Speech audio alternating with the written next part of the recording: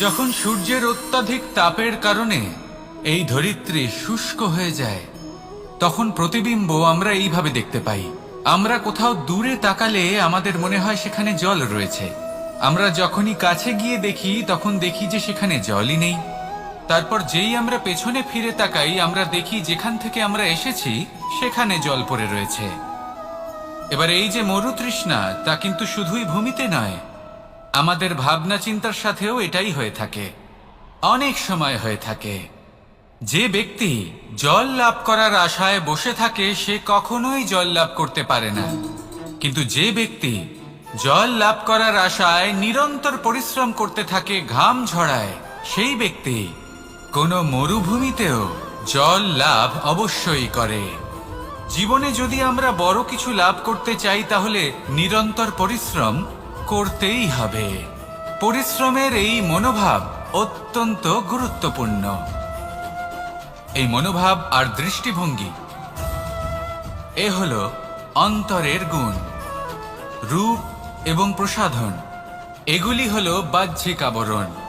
যে ব্যক্তি রূপের কারণে আপনাকে ভালোবাসে তা প্রকৃত ভালোবাসা নয়, কিন্তু যে ব্যক্তি আপনার আবেগ এবং মানসিকতার জন্য আপনাকে ভালোবাসে তাই হলো প্রকৃত ভালোবাসা।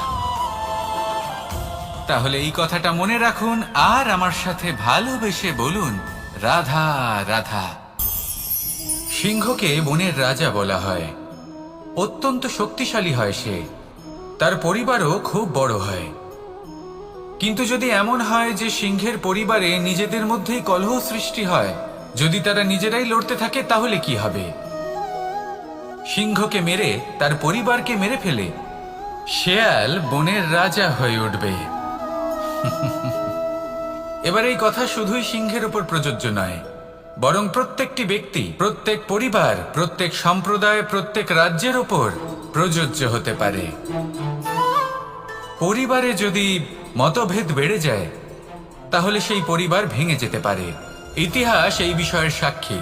যদি সমাজের মানুষ নিজেদের মধ্যেই লড়তে থাকেন তাহলে কেউ রাজা হতে পারেন না, বরং অন্য কেউ সেই কলহের সুযোগ নিয়ে নিজে রাজা হয়ে বসেন। একতার গুরুত্ব বুঝতে শিখুন। ঘুরে ফিরে বিষয়টা এসে দাঁড়াচ্ছে সেই ভালোবাসায়, কারণ ভালোবাসাই হলো সেই যা সকলকে একসাথে বেঁধে তাদের আনন্দে রাখতে পারে। প্রেমের থেকে বেশি শক্তিশালী আর কিছুই নেই। তাই এই প্রেমকে নিজের মনে জাগ্রত করুন, নিজের পরিবারে বর্ষণ করুন, সমাজে বর্ষণ করুন, রাজ্যে বর্ষণ করুন, আর এই ভালোবাসার সাথেই বলুন, রাধা রাধা। বর্ষার ঋতু যখনই আসে আনন্দ এবং উচ্ছ্বাসে মন ভরিয়ে তোলে। কখনো আপনি এটা ভেবে দেখেছেন যে এই বর্ষা যা আমাদের মনকে উচ্ছ্বাসে ভরিয়ে তোলে, সে নিজে কতটা পরিশ্রম করার পরে আমাদের কাছে আসে? নদী হোক, সরোবর হোক, সমুদ্র হোক, তাকে সূর্যের তাপ সহ্য করতেই হয়। বাষ্প হয়ে আকাশে উড়ে যেতেই হয়। আকাশে গিয়ে কঠোর শীতলতার সম্মুখীন হতেই হয়। সেই ঠান্ডা সহ্য করতেই হয়।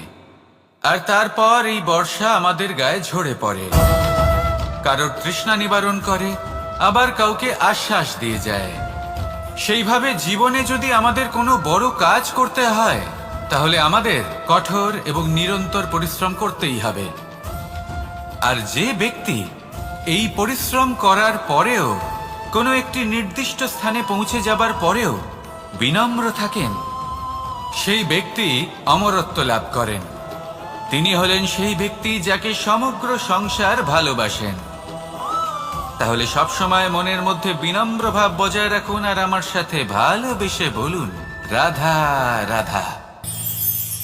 কোনো এক বস্ত্রে যদি ছোট্ট একটা ছিদ্র উৎপন্ন হয় আর যদি আমরা তার দিকে নজর না দিই তাহলে সময়ের সাথে সমগ্র বস্ত্র ছিঁড়ে যায় আর কোনো কাজে আসে না। যদি কোনো একটা নৌকাতে ছোট্ট একটা ছিদ্র উৎপন্ন হয় তাহলে সময়ের সাথে পুরো নৌকায় জলে ডুবে যায়।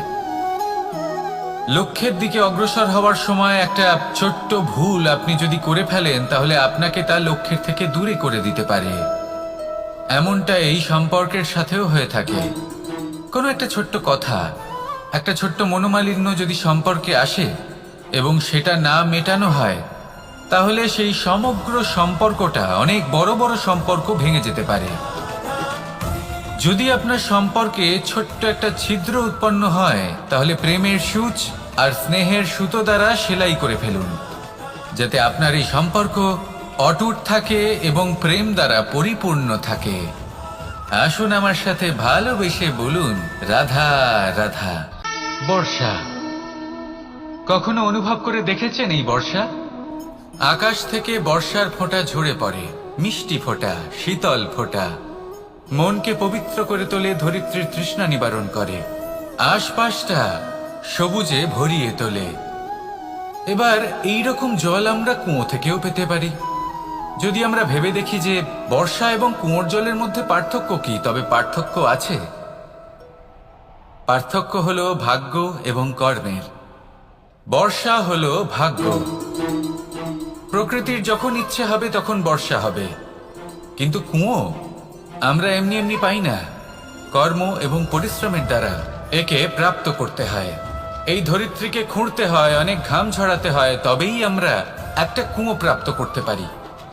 এবার এই বর্ষা, এটা সারা বছর হয় না, কিন্তু কুয়ো এটা বছরের পর বছর আমাদের তৃষ্ণা নিবারণ করে। এবার এর থেকে আমরা কি শিক্ষা লাভ করি? এটাই যে আপনি ভাগ্যের উপর বিশ্বাস রাখুন, কিন্তু নিজের কর্মের উপর আস্থা রাখুন। কারণ কর্ম এবং পরিশ্রম আপনাকে এই সংসারের যে কোনো শিখরে পৌঁছে দিতে পারে। তাহলে নিরন্তর প্রয়াস করুন, কর্ম করুন, আর আমার সাথে ভালোবেসে বলুন, রাধা রাধা। ইচ্ছে বড়ই বিচিত্র জিনিস। এই ইচ্ছে যদি তা পূর্ণ না হয়, তাহলে তা ক্রোধকে জন্ম দেয়। যদি তা পূর্ণ হয়, তাহলে লোভকে জন্ম দেয়। যদি সময়ের মধ্যে পূর্ণ না হয়, তাহলে শোককে জন্ম দেয়। আর যদি সময়ের পূর্বেই পূর্ণ হয়ে যায়, তাহলে অহংকারকে জন্ম দেয়। সকলের ইচ্ছে থাকে, আপনারও অবশ্যই থাকবে, তা অবশ্যই পূরণ করবেন। কিন্তু একটা কথা মনে রাখবেন, আপনার এই জীবন, এটা কোনোভাবেই আপনার ইচ্ছে পূরণ করার মাধ্যম নয়। এ হলো ধৈর্য সাধনের এক মাধ্যম, নিয়ন্ত্রণ করার এক মাধ্যম। নিয়ন্ত্রণ নিজের কামনার ওপর, নিজের ইচ্ছের ওপর, নিজের আবেগের ওপর। কারণ ইচ্ছে এটা হলো সেই অশ্বের মতো, যা একবার লাগাম ছাড়া হয়ে গেলে, আপনার হাত থেকে যদি এই লাগাম বেরিয়ে যায়, তাহলে তা আপনাকে সোজা বিনাশের পথে নিয়ে যেতে পারে। কিন্তু যদি আপনি একে নিয়ন্ত্রণ করতে পারেন, তাহলে এটা আপনাকে সাফল্যের শিখরে অবশ্যই পৌঁছে দিতে পারে। তাহলে ইচ্ছেগুলিকে নিয়ন্ত্রণ করুন, আর আমার সাথে ভালোবেসে বলুন, রাধা রাধা। আমরা আনন্দ লাভের জন্য ভালোবাসি মা বাবাকে, ভাই বোনকে, পরিবার পরিজনকে, বন্ধুকে, প্রেমিকাকে। আমরা চাই যে সকলে যেন আপন হয়ে থাকেন, আমাদের কাছে থাকেন। কিন্তু মানুষের একটা প্রবৃত্তি আছে যে তিনি যা লাভ করে ফেলেন তার মূল্য তিনি বুঝতেই পারেন না। যদি আপনার বাড়ির কাছে একটা মিষ্টি জলের সরোবর থাকে বা সুন্দর নদী থাকে, তাহলে জলের গুরুত্বটা কি আপনি তা বুঝতেই পারবেন না। সেইখানে আপনি যদি কোনো একটা মরুভূমিতে যান, আপনি অনুভব করতে পারবেন যে এক একটা ফোঁটা জলের কি গুরুত্ব, তার মূল্য কি। সুখের মুহূর্তে যদি আপনজনদের মনে রাখেন, তবে দুঃখের মুহূর্ত নিজে থেকেই দূরে সরে যাবে। ভালোবাসা এবং তার সাথে স্মরণ করা, এটাই তো হলো জীবনের এবং ভালোবাসার আসল মূল্য। আসুন আর আমার সাথে ভালোবেসে বলুন, রাধা রাধা। ধন মানুষের জীবনের সব থেকে বড় প্রয়োজনীয়তা, সেই অস্ত্র যার দ্বারা মানুষের জীবনের অনেক সংকট দূর করে দেওয়া যেতে পারে, সেই মাধ্যম যার দ্বারা সংসারের সমস্ত জাগতিক সুখ স্বাচ্ছন্দ্য লাভ করা যেতে পারে। কিন্তু ধনের দ্বারা আমরা সবকিছু লাভ করতে পারি না। জাগতিক স্বাচ্ছন্দ্য আমরা লাভ করতে পারি, কিন্তু সুখ লাভ করতে পারবো না। সুখের উপকরণ আমরা লাভ করতে পারি, কিন্তু সুখের অনুভূতি লাভ করতে পারবো না। আনন্দ, সন্তোষ, প্রসন্নতা, এগুলো ধন দ্বারা লাভ করা যায় না। কিন্তু হ্যাঁ, আনন্দ, সন্তোষ আর প্রসন্নতার সাথে যদি কোনো কাজ করেন, তাহলে অবশ্যই ধন লাভ করবেন। তাহলে আসুন আর এই প্রসন্নতার সাথে বলুন, রাধা রাধা। মানুষ শুধুমাত্র দুই ধরনের ব্যক্তির সামনেই নত হন। একজন হলেন তিনি যাকে তিনি সম্মান করেন, আর আরেকজন যাকে তিনি ভয় পান। এবার কোনো ব্যক্তি যদি আপনার সামনে নত হন, তাহলে তার পেছনের কারণ কি? আপনার প্রতি সম্মান নাকি আপনার প্রতি ভয়? সেটা আপনাকেই বুঝতে হবে। যদি আপনি এমন মনে করেন যে তাতে কি যায় আসে, ভয় হোক বা সম্মান, কেউ আমার সামনে নত তো হচ্ছেন, যদি এটা আপনার চিন্তা ভাবনা হয়, তাহলে আপনাকে মনে করিয়ে দিই, এই সময় বদলাতে বেশি সময় লাগে না। আজ যে ব্যক্তি আপনাকে দেখে ভয় পাচ্ছে, কাল এই ভয়ের সমাপ্তিও ঘটতে পারে। আবার এমনও হতে পারে যে তার কাছে অত্যধিক শক্তি চলে এলো। অনেক কিছুই হতে পারে। তাই মনে রাখবেন, যে মাথা ভয়ের কারণে নত হয় তা সময় এলে সবার আগে বিরোধিতা করতে পারে, আর যে মাথা সম্মানের কারণে নত হয়, আপনার জন্য নিজের শিরচ্ছেদও সে করতে পারে। তাই সকলকে আপন করে নিন, কিন্তু ভয় প্রয়োগ করে নয়। কর্ম করুন এবং সম্মান অর্জন করুন। শুধু এটাই করুন আর আমার সাথে ভালোবেসে বলুন, রাধা রাধা। আমাদের জীবনে গুরুজনেরা, জ্ঞানী মানুষজন সবসময় একটা কথা বলেন, ধৈর্য ধরো। শুধুমাত্র দুটো শব্দ, কিন্তু কতটা বিশাল সেটা বোঝার চেষ্টা করুন। ছোট একটা অস্ত্র হাতে নিন এবং একটা বিশাল পর্বতে নিরন্তর প্রহার করতে থাকুন। ধৈর্য ধরে সেই কাজ করতে থাকুন। এমন একদিন আসবে, এই বিশাল পর্বতে আপনি একটা পথ তৈরি করবেন। কোনো ধনুর্ধর যখন নিজের বিদ্যা অর্জন করেন, তখন তাকেও ধৈর্য ধরতে হয়, তার নিজেকে সময় দিতে হয়, তবেই সে ধনুর্বিদ্যা শিখতে পারে। সেইভাবে আমাদের জীবনেও ধৈর্য ধরার খুব প্রয়োজন। পরিবারে ধৈর্য রাখতে পারলে তাহলে আস্তে আস্তে দেখবেন প্রেম বৃদ্ধি পাচ্ছে। সমাজে যদি ধৈর্য রাখতে পারেন, তাহলে আস্তে আস্তে এই সমাজ আপনাকে সম্মান করবে। যদি নিজের জীবনে ধৈর্য রাখতে পারেন, তাহলে নিজে থেকেই আত্মবিশ্বাস বাড়বে, নিজের বিকাশ হবে। জীবনে সবই সম্ভব যদি ধৈর্য রাখতে পারেন। হয়তো আস্তে আস্তে হবে, কিন্তু হবে অবশ্যই। শুধু ধৈর্য রাখুন, কারণ ধৈর্যই সব থেকে বড় পুঁজি। আসুন আর আমার সাথে ভালোবেসে বলুন, রাধা রাধা। কোনো এক সময়ের ঘটনা এটা। মা এবং বাবা হাটে গিয়েছিলেন। তখন আমি আর দাদা গিয়েছিলাম গরু চড়াতে। আমরা বাড়ি ফিরে এলাম, আর মা সেই সময় একটা কাজ করতেন। যখনই হাটে যেতেন, দরজা তালা বন্ধ করে যেতেন। উনি খুব ভালো করে জানতেন যে যদি ওনার এই মাখন চোর সঠিক সময় পৌঁছে যায়, তাহলে এক ফোঁটাও মাখন আর অবশিষ্ট থাকবে না। এবার ঘটনা কিছুটা এরকম হলো যে মা আর বাবা মাঝে মাঝে হাটে যেতেন, তাই মাঝে মাঝেই দরজা তালা বন্ধ করতে হতো। যখন মা আর বাবা ফিরে এলেন, তখন বাবা ভুলে গিয়েছিলেন যে এই চাবির গোছা থেকে ঠিক কোন চাবিটা দরজার তালা খোলার জন্য উপযোগী। উনি চেষ্টা করতে শুরু করে দিলেন। একটার পর একটা চাবি দিয়ে উনি চেষ্টা করতে থাকলেন, কিন্তু সেই দরজার তালা তো খুলতেই চাইছিল না। ওনার মাথা থেকে ঘাম পড়তে শুরু করলো। তখন মা বললেন যে তালা ভেঙে দেওয়া যাক। মা চলে গেলেন, আর বাবা বললেন, না না দাঁড়াও, আর কিছু চাবি বাকি আছে, এটা হয়তো খুলতে পারবো। মা হাতুড়ি নিয়ে চলে এলেন সেই তালা ভাঙার জন্য, আর তখনই বাবা শেষ চাবিটা প্রয়োগ করলেন, আর দরজার তালা খুলে গেল। যদি উনি চেষ্টা না করতেন, তাহলে এই তালাটাও ভেঙে যেত আর চাবিটাও নষ্ট হয়ে যেত, ঠিক কিনা? এবার এই ঘটনাটা আমি দেখেছিলাম, আর আমার মনে হলো যে কখনো কখনো এই চাবির গোছার মধ্যে থেকে শেষ চাবিটাও কিন্তু জীবনের দরজা খুলে দিতে পারে। সেজন্য আপনি যদি জীবনে সাফল্য লাভ করতে চেষ্টা করেন, নিজের লক্ষ্যে পৌঁছতে চান, তাহলে হার মানবেন না। হয়তো দেখবেন আপনার পরবর্তী প্রচেষ্টা বা এই অন্তিম প্রচেষ্টা আপনাকে সাফল্যের পথে নিয়ে গেল। তাই নিরন্তর প্রচেষ্টা করতে থাকুন, জীবনে সাফল্য লাভ করুন, আর আমার সাথে ভালোবেসে বলুন, রাধা রাধা। কোকিলের ডাক শুনে আমার মন প্রফুল্ল হয়ে ওঠে। কোকিল হলো আমার অত্যন্ত প্রিয়। এরকমই আরো একটা পাখি আছে, কাক। একদিকে কাক, অন্যদিকে কোকিল। এদের মধ্যে বেশি পার্থক্য নেই, কিন্তু কোকিলের কণ্ঠ শুনে সবার মন প্রফুল্ল হয়ে ওঠে। কোকিল যখন সামনে আসে তখন মন শান্ত হয়ে যায়, যখন কাক সামনে আসে তখন মানুষ দূরে পালিয়ে যায়। এমন কেন হয়? কারণ হলো বাণী। কোকিলের বাণী অত্যন্ত মিষ্টি, অত্যন্ত মধুর। সেখানেই কাকের বাণী অত্যন্ত কর্কশ শোনায়, আর কর্কশ বাণী শোনা কেউ পছন্দ করেন না। আপনি নিজেকে জিজ্ঞেস করুন, কোনো ব্যক্তি আপনার সাথে কথা বললে তার বাণী মধুর হলে আপনার ভালো লাগে, আর যদি কর্কশ হয় তার থেকে দূরে চলে যেতে ইচ্ছে করে। তাই নিজের বাণীও এইভাবেই মধুর রাখুন, মিষ্টি রাখুন। এ আমারও খুব প্রিয়। আর এটা তখন হয় যখন মনে প্রেম থাকে। মনের মধ্যে প্রেম জাগ্রত করুন, বাণী নিজে থেকেই মধুর হয়ে যাবে। আর কৃষ্ণ নিজে থেকে আপনার কাছে আসবে আর আপনার সাথে বলবে, কি রাধা রাধা। যখন সূর্যের অত্যাধিক তাপের কারণে এই ধরিত্রী শুষ্ক হয়ে যায়, তখন প্রতিবিম্ব আমরা এইভাবে দেখতে পাই।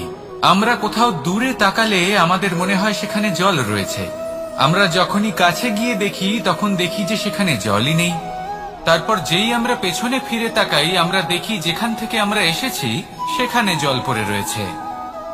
এবার এই যে মরুতৃষ্ণা, তা কিন্তু শুধুই ভূমিতে নয়, আমাদের ভাবনা চিন্তার সাথেও এটাই হয়ে থাকে, অনেক সময় হয়ে থাকে। যে ব্যক্তি জল লাভ করার আশায় বসে থাকে সে কখনোই জল লাভ করতে পারে না। কিন্তু যে ব্যক্তি জল লাভ করার আশায় নিরন্তর পরিশ্রম করতে থাকে, ঘাম ঝরায়, সেই ব্যক্তি কোনো মরুভূমিতেও জল লাভ অবশ্যই করে। জীবনে যদি আমরা বড় কিছু লাভ করতে চাই তাহলে নিরন্তর পরিশ্রম করতেই হবে। পরিশ্রমের এই মনোভাব অত্যন্ত গুরুত্বপূর্ণ। এই মনোভাব আর দৃষ্টিভঙ্গি এ হলো অন্তরের গুণ। রূপ এবং প্রসাধন এগুলি হলো বাহ্যিক আবরণ। যে ব্যক্তি রূপের কারণে আপনাকে ভালোবাসে তা প্রকৃত ভালোবাসা নয়, কিন্তু যে ব্যক্তি আপনার আবেগ এবং মানসিকতার জন্য আপনাকে ভালোবাসে তাই হলো প্রকৃত ভালোবাসা। তাহলে এই কথাটা মনে রাখুন আর আমার সাথে ভালোবেসে বলুন, রাধা রাধা। আমার অনেকগুলো নাম আছে, আর তাদের মধ্যে একটি হলো যুদ্ধ বিমুখ। এই কথা আপনারা সবাই জানেন।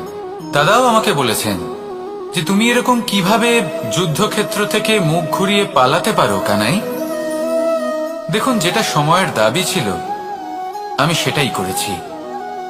যদি আমি রণভূমি ত্যাগ করে না পালাতাম তাহলে কে জানে কত সৈনিক নিজেদের প্রাণ হারাতেন, কে জানে কতগুলি পরিবার নিজেদের বাঁচার আশা হারাতেন, কে বলতে পারে হয়তো কত প্রাণী এই সংসার ত্যাগ করতেন।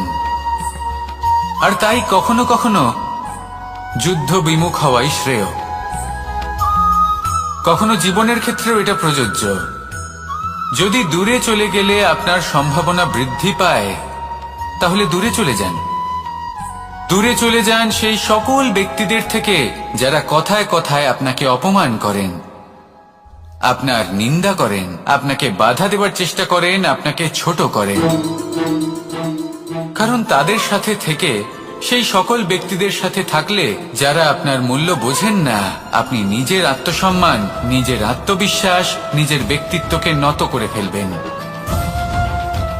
দূরে চলে যান সেই সকল সংঘর্ষ থেকে, সেই সকল পরিস্থিতি থেকে যাদের সম্মুখীন হয়ে আপনি কোনো পরিণামেই পৌঁছতে পারবেন না। যদি আপনি এইভাবে যুদ্ধ বিমুখ হয়ে উঠতে পারেন, যদি এই প্রবৃত্তি আপনি নিজের মধ্যে জাগ্রত করতে পারেন, তাহলে আপনার সামনে সেই যুদ্ধ চলে আসবে যাতে বিজয় লাভ করে আপনি নিজের অস্তিত্ব খুঁজে পাবেন। আর সেটাই হলো সবথেকে বড় জয়লাভ। আসুন আমার সাথে ভালোবেসে বলুন, রাধা রাধা। মানুষ নিজের জীবনে সেই সবকিছু লাভ করতে পারে যা সে কামনা করে। শুধু প্রয়োজন হলো ইচ্ছে এবং সিদ্ধান্তের। এবারে ইচ্ছে আসলে কি? সেটা হলো এই মনে প্রকট হওয়া একটি ভাবনা, একটি আবেগ। শুধু তা দিয়ে কিছুই হয় না। যখন সেই ইচ্ছের সাথে দৃঢ় প্রতিজ্ঞা জুড়ে যায়, তখন বিষয়টা এগোতে থাকে। একটা উদাহরণ দিই, ধরুন আপনি মরুভূমিতে আছেন এবং আপনি মধুর জল পান করতে চান। এটা হলো শুধুমাত্র আপনার মনের একটি ইচ্ছে। যখন এই ইচ্ছের সাথে সিদ্ধান্ত জুড়ে যায়, তখন আপনি সেই মরুভূমিতে গর্ত খুঁড়তে চেষ্টা করেন। আর যখন এই সিদ্ধান্তের সাথে নিষ্ঠা জড়িত হয়, তখন আপনাকে সেই জল লাভ করার থেকে কেউ বাধা দিতে পারে না।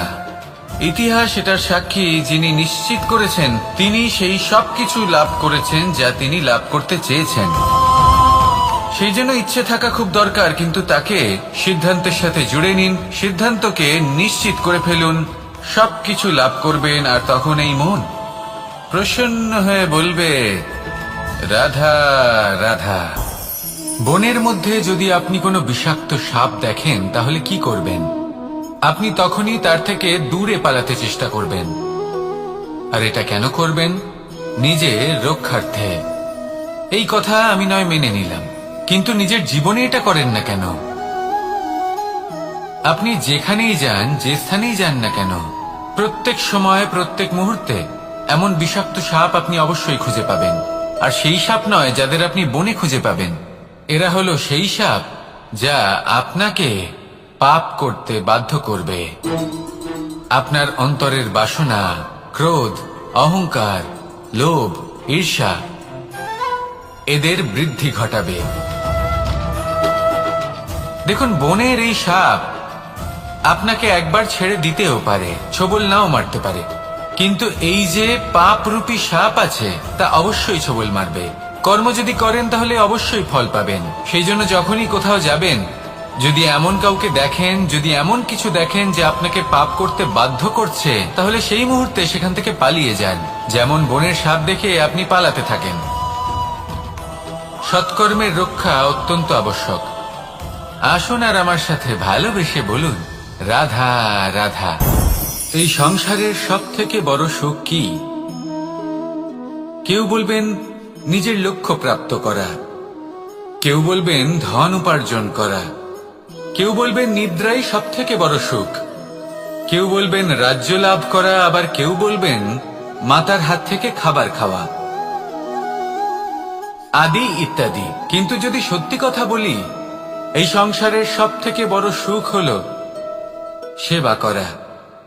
কখনো কাউকে সেবা করে দেখুন। এই সেবা দ্বারা অন্য কোনো মানুষের আশীর্বাদ লাভ করাতেই সুখ রয়েছে। আপনার সেবা ভাব দ্বারা যখন কোনো মানুষ নিজের অন্তরাত্মা থেকে আপনাকে আশীর্বাদ করে, তার থেকে বড় সুখ আর কিছুই নেই। কারণ প্রত্যেক মানুষের মধ্যে ঈশ্বর বাস করেন। নরের সেবাই হলো নারায়ণের সেবা। নিষ্কাম সেবা করাই হলো সব থেকে বড় সুখ। তাই নিজের অন্তরে সেবার এই ভাব জাগ্রত করুন। যে সুখের কথা আমি বলছি, সেই সুখ অনুভব করেই দেখুন। এই মন সুপ্রসন্ন হয়ে বলবে, রাধা রাধা। বায়ু পঞ্চতত্ত্বের মধ্যে তৃতীয় তত্ত্ব। কেউ একে সমীর বলে, আবার কেউ একে পবন বলে। প্রথম কথা হলো এটাই যে এই বায়ু আমাদের জীবন দান করে প্রতিদিন, প্রত্যেক মুহূর্তে। এই বায়ুর কারণেই আমরা নিঃশ্বাস নিতে পারি, জীবিত থাকতে পারি। এই বায়ুই হলো সেই যা সকল মেঘেদের একত্রিত করে একটি স্থানে আর বর্ষা ঘটায়। আর এই বর্ষার কারণেই এই ধরিত্রীতে অন্ন উৎপন্ন হয়। এই বায়ুকে দেখুন, কখনো এতটা সৌম্য যে আপনার কোনোই তফাৎ বোধ হয় না, আর কখনো কখনো এমন রূপ ধারণ করে ফেলে যে অনেক বড় বড় পর্বতের আকার পর্যন্ত বদলে ফেলে। এটাই হলো বায়ুর বিশেষত্ব। বায়ু শেখায় যে সময়ের সাথে সাথে বইতে থাকো, সকলকে জীবন দান করো, সকলকে সাহায্য করো, কিন্তু যখন বিপদ সামনে আসবে তখন দৃঢ় হয়ে সম্মুখীন হও। বাধা অনুযায়ী নিজেকে গড়ে নিতে হবে। আর কখন কতটা কঠোর হতে হবে, আর কখন কতটা সৌম্য হতে হবে, এটা বায়ুকে দেখে শিখুন, আর আমার সাথে ভালোবেসে বলুন, রাধা রাধা। এই সংসারের আরম্ভ থেকে এখনো পর্যন্ত এবং ভবিষ্যতেও একটা যুদ্ধ আছে, যা হয়ে চলেছে, চলতেই থাকবে। পাপ এবং পুণ্যের মধ্যে যুদ্ধ, সত্য এবং অসত্যের মধ্যে যুদ্ধ। এই যুদ্ধ চলেই আসছে, আর এই যুদ্ধে যারা লড়েন তাদের আমরা সবসময় জয় জয়কার করি। আর যারা এই জয় জয়কার করেন তাদের প্রত্যেকের একটা বিশেষ গুরুত্ব থাকে। যখনই কোনো যোদ্ধা যুদ্ধক্ষেত্রে ক্লান্ত হয়ে পড়ে, শক্তিহীন হয়ে পড়ে, তখন এরা জয় জয়কার করে, শঙ্খ বাজাতে থাকে, সেই যোদ্ধাকে অনুপ্রেরিত করে, শক্তি এবং সাহসে ভরিয়ে তোলে। আর তখন সেই যোদ্ধা সেই যুদ্ধকে এগিয়ে নিয়ে যেতে পারে। যখন শ্রীরাম লঙ্কা যাত্রা করার জন্য সেতু তৈরি করছিলেন, তখন একটা ছোট্ট মিষ্টি কাঠবিড়ালি নিজের মুখে মাটির টুকরো বয়ে নিয়ে গিয়ে তার সাধ্যমতো তাকে সাহায্য করছিল। শ্রীরাম দেখলেন এবং বললেন যে ও তো সবার মনোবল বৃদ্ধি করছে, সবাইকে প্রেরিত করছে। ও বলল যে আমি এত ছোট হয়েও যদি এই কাজ করতে পারি, তাহলে আপনারা সবাই কেন পারবেন না? এটাই হলো সেই সকলের মাহাত্ম্য, যারা জয় জয়কার করেন, অনুপ্রেরিত করেন, সাহস যোগান। ওনারা সেই ব্যক্তি যারা একজন যোদ্ধার মধ্যে যুদ্ধকে জয় করার শক্তি প্রদান করেন। আসুন আমার সাথে ভালোবেসে বলুন, রাধা রাধা। আপনি কখনো কোনো বাজকে নিজের বাসা বানাতে দেখেছেন? এই বাজ যখনই কোনো বাসা বানায়, তখন উঁচু গাছের ডালে বা কোনো পর্বতের শিখরে বাসা বানায়, অনেক উচ্চতায়। আর সেখানে তার সন্তানও জন্মগ্রহণ করে। যখন এই সন্তানেরা জন্মায়, তখন এই বাজ খুবই ভালোবেসে এবং খুব সাবধানে এদের পালন পোষণ করে। নিজের ঠোঁট দিয়ে তাদের ঠোঁটে খাবার পরিবেশন করে। কিন্তু যেই সেই সন্তানেরা হৃষ্টপুষ্ট হয়ে যায় এবং সেই কথা বাজ নিজে বুঝতে পেরে যায়, সেই বাজ নিজেই সেই বাসা ছিন্ন ভিন্ন করে দেয়। সেই সন্তান যাদের সবেমাত্র ডানা গজিয়েছে, কিভাবে উঠতে হয় তারা জানে না, সেই সন্তানগুলিকে উচ্চতা থেকে ঠেলে দেয়। সেই সন্তান প্রথমে ভয়ভীত হয়ে যায়। তারা সামনে মৃত্যুকে দেখতে পেয়ে ভয়ের কারণে তাদের ডানা ঝাপটাতে থাকে। আর সেই প্রক্রিয়াতেই সেই সন্তানগুলি উড়তে শুরু করে দেয়। এবার এই ঘটনায় আমরা কি শিক্ষা পেতে পারি? এটাই, যদি আপনি মাতা পিতা হন, তাহলে নিজের সন্তানকে অবশ্যই স্নেহ করুন, কিন্তু তাদেরকে নিজের আঁচলের তলায় বেঁধে রাখবেন না। যদি আপনি চান আপনার সন্তান জীবনে উন্নতি করুক, তাহলে নিজের মুঠো থেকে তাদের স্বতন্ত্র করে দিন। এই সংসারে সংঘর্ষ করতে দিন। সেই সন্তান নিজেই বুঝতে পারবে যে জন্মের সময় পাওয়া ডানা কি করে ব্যবহার করতে হয়। আর আপনার চোখের সামনে আপনার সন্তান এই আকাশে উড়তে থাকবে। তাহলে আসুন আমার সাথে ভালোবেসে বলুন, রাধা রাধা। আমার জীবনে পরিচয় হয়েছে অনেক ব্যক্তির সাথে, ভিন্ন ভিন্ন ধরনের মানুষ। এনাদের সাথে আলাপ হয়ে খুব ভালো লেগেছে, অনেক শিক্ষাও লাভ করেছি। আমি তাদের সাথেও আলাপ করেছি যারা অনেক উচ্চ স্তরে পৌঁছে গেছেন, আবার তাদের সাথেও যারা নিজেদের জীবনে বিশেষ কিছু করতে পারেননি। তাদের সাথেও পরিচয় হয়েছে যারা সফল, আবার তাদের সাথেও যারা অসফল। এবার এই সবই একই রকম মনে হয়। এদের মধ্যে পার্থক্য শুধুই মানসিকতার। যখনই কোনো অসফল ব্যক্তির সাথে পরিচয় হয়েছে, তখনই দেখেছি তাদের কাছে সবসময় একটা অজুহাত রয়েছে যে কেন তারা সফল হতে পারেননি। কখনো তারা দোষ দিয়ে থাকেন তাদের ভাগ্যকে, তাদের পরিস্থিতিকে, দোষারোপ করতে থাকেন তাদের মাতা পিতাকে, আত্মীয়দের, বন্ধু বান্ধবদের। কোনো না কোনো অজুহাত সবসময় এদের কাছে থাকে যে কেন তারা সফল হতে পারেননি। সেখানেই যখন সফল ব্যক্তির সাথে পরিচয় হয়, তাদের কাছে সবসময় একটা কারণ থাকে যে কিভাবে এই সমস্যাগুলির ঊর্ধ্বে উঠে সাফল্য লাভ করা যায়। আর সেই কারণ হলো যে যাই হয়ে যাক না কেন, সাফল্য লাভ করতেই হবে। যতই সংঘর্ষ করতে হোক না কেন, যতই সমস্যা আসুক না কেন, সফল আমাদের হতেই হবে। এটাই পার্থক্য মানসিকতার। সত্যি কথা বলতে, আপনার আজকের এই মানসিকতা হলো আপনার আগামী ভবিষ্যতের ইমারতের ভিত। এই মানসিকতা যতটা প্রবল হবে, যতটা শুভ হবে, আপনার ভবিষ্যৎ ততটাই বিশাল এবং সুন্দর হবে। তাহলে সমস্যার উপর নয়, সাফল্যের উপর মনোযোগ কেন্দ্রীভূত করুন, জীবনে এগোতে থাকুন আর আমার সাথে ভালোবেসে বলুন, রাধা রাধা। মানুষের জীবনে দুই ধরনের আবেগ থাকে যা চিরকাল তার সাথে বসবাস করে। প্রথম, স্বপ্ন। দ্বিতীয়, অজুহাত। মানুষ হাজার হাজার স্বপ্ন দেখতে পারে। আমাকে এই কাজ করতে হবে, আমাকে ওখানে ঘুরতে যেতে হবে, আমায় জীবনে এই অসম্ভব কাজ বাস্তবায়িত করে দেখাতে হবে, আদি ইত্যাদি। এবার ঠিক যেমন স্বপ্ন দেখেন সেইভাবে অজুহাতও খুঁজে নিয়ে আসেন। আমি এই স্বপ্ন পূরণ করতে পারলাম না, কারণ আমাকে কেউ সাহায্যই করল না, কারণ আমি দুর্বল হয়ে পড়েছিলাম, কারণ আমার কাছে সময়ই ছিল না, আদি ইত্যাদি। এবার সাফল্য এবং অসফলতার মাঝখানে এই ধরনের সংঘর্ষ হতে থাকে।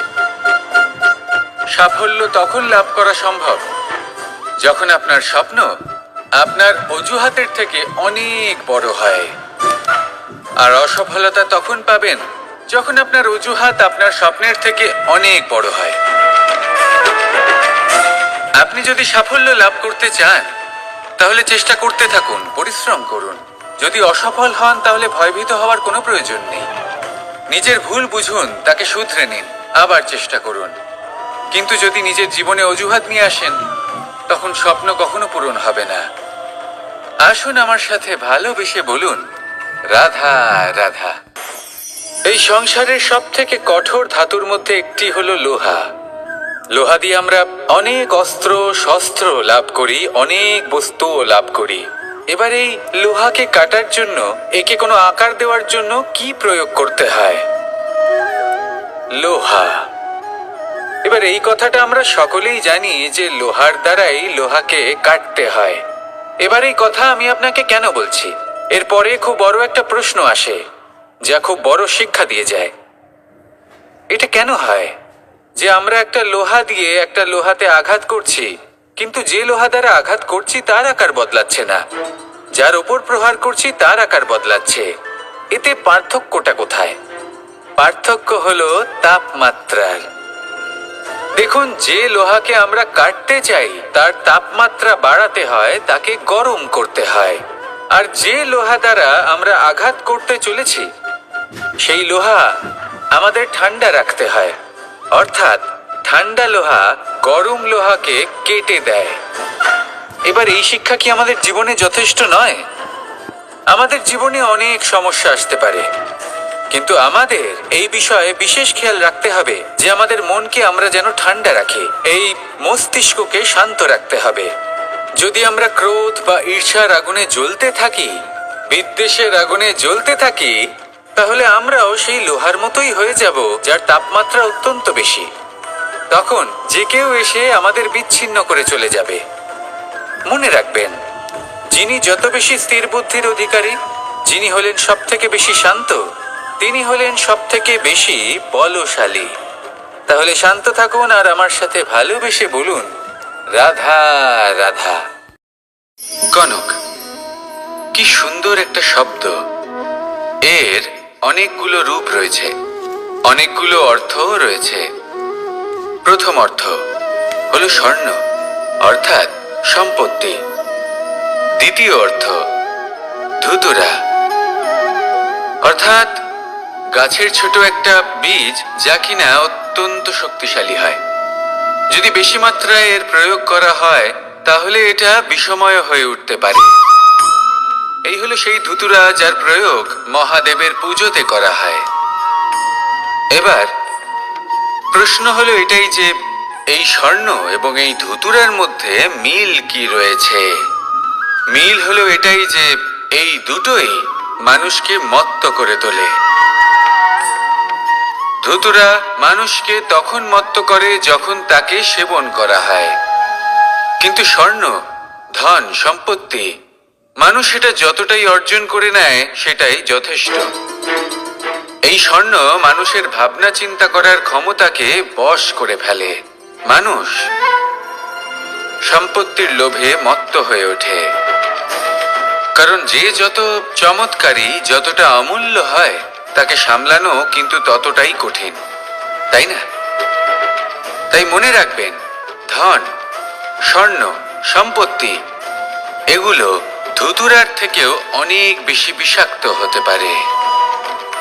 তাই এর ওপর আত্মসংযমের একটা কবচ পরিয়ে রাখবেন এবং বিবেকের শক্তির সাথে এগুলো প্রয়োগ করুন, তবেই কল্যাণ হবে।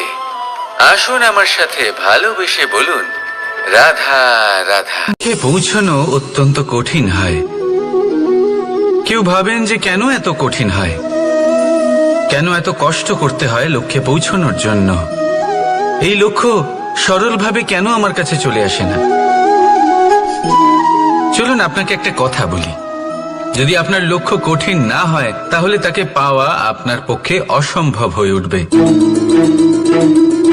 লক্ষ্যে পৌঁছানোর এই রাস্তায় আপনি যে কড়া রোদের সম্মুখীন হন, যার থেকে আপনি দূরে পালাতে চান, সেই রোদ আপনাকে প্রেরণা যোগায় যে আপনি এগোতে থাকুন। ভাবুন একজন যাত্রী যে কিনা নিজের লক্ষ্যের দিকে যাচ্ছেন, সেই পথে উনি যদি একটু ছায়া পেয়ে যান আর উনি ওখানে বিশ্রাম নেন, তাহলে তার সাথে তার ভাগ্য গভীর নিদ্রায় সেখানে বিলীন হয়ে যায়। তাই পরিশ্রমের করা রোদের থেকে কখনো দূরে পালাবেন না। জীবনে শুধু সামনে এগোতে থাকুন দৃঢ়তার সাথে। আর লক্ষ্য সরল হোক, কঠিন হোক বা অত্যাধিক কঠিন হোক, একটা কথা মনে রাখবেন, যে জীবনের লক্ষ্যে পৌঁছতে পেরেছে সে লক্ষ্য প্রাপ্তির জন্য আফসোস কখনোই করে না। রাধা রাধা। এই সংসারে সাফল্য লাভ করার জন্য জ্ঞানের প্রয়োজন হয়, পরিশ্রমের প্রয়োজন হয়, দৃঢ় নিষ্ঠার প্রয়োজন হয়, নিরন্তর চেষ্টা করা প্রয়োজনীয়। কিন্তু আরো কিছু আছে যা অত্যন্ত প্রয়োজনীয় এবং গুরুত্বপূর্ণ। তা হলো ভালো বন্ধু। তাদের থাকা অত্যন্ত প্রয়োজনীয়। যদি ভালো বন্ধু থাকে তাহলে সময় এলে তারা ঢাল হয়ে আপনাকে সুরক্ষা করবেন। সময় এলে অস্ত্রের মতো শত্রুকে সংহারও করবেন। যদি তিনি জ্ঞানী হন, তাদের মধ্যে সদ্গুণ থাকে, তাহলে এই সব গুণ আপনার মধ্যেও প্রবেশ করবে। তাহলে সাফল্যের জন্য ভালো বন্ধু পাওয়া অত্যন্ত প্রয়োজনীয়। কিন্তু শুধু বন্ধু কেন, ভালো শত্রুও থাকা প্রয়োজনীয়। এবার আপনি ভাববেন, আমি কি বললাম? যদি আপনার জীবনেও ভালো অর্থাৎ শক্তিশালী শত্রু থাকে, তাহলে আপনিও শক্তিশালী হতে থাকবেন। এই শত্রু আপনাকে প্রেরিত করবে আরো বেশি শক্তিশালী হয়ে ওঠার। কখনো কোনো হরিণকে দেখুন, তীব্র গতিতে দৌড়তে থাকে। কেন তীব্র গতিতে দৌড়য়? এই কারণে নয় যে কোথাও তার জন্য মধুর ঘাস অপেক্ষা করে রয়েছে, না। সে এই কারণে তীব্র গতিতে দৌড়য় কারণ সেটা না করলে তার পেছনে একটি সিংহ আছে যে ওকে নিজের ভোজন করে ফেলবে। তাই জীবনে বিপদ, সংকট এই সবকিছুও হলো অত্যন্ত গুরুত্বপূর্ণ। তার সম্মুখীন হতে শিখুন আর আমার সাথে ভালোবেসে বলুন, রাধা রাধা। ধৈর্য। এই ধৈর্য কি কোনো গুণ, কোনো অনুভূতি, কোনো দৃষ্টিভঙ্গি? আমার জন্য ধৈর্য এক বাহন। আপনি হয়তো ভাবছেন, এই কেমন বাহন? বাহন তো ঘোড়া হতে পারে, হাতি হতে পারে, উটও হতে পারে, কিন্তু ধৈর্যকে বাহন বানানো মানে? চলুন আপনাকে একটা কথা বোঝাই।